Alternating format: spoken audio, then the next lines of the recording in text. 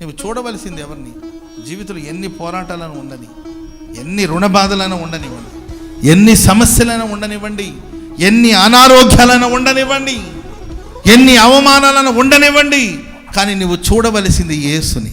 స్తోత్రం చెప్పండి గట్టిగా, చెప్పండి గట్టిగా హల్లెలూయా. నువ్వు ధైర్యంగా ఉండాలన్నా, నీవు భయపడిపోవాలన్నా, నీవు చూసే చూపులోనే ఉంటుంది. ఆమె చెప్పండి గట్టిగా హల్లెలూయా.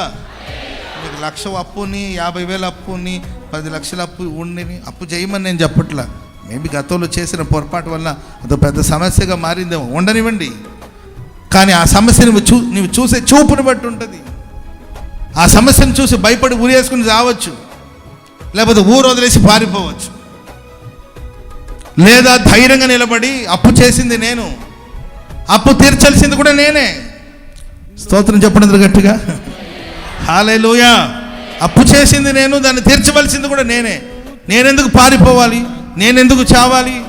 నేను చచ్చినంత మాత్రం అప్పు తీరిపోతుందా? తీరుస్తాను, దేవుడు నాకు సహాయం చేస్తాడు అని నీవు చూసే చూపును బట్టే ఉంటుంది. Praise the lord.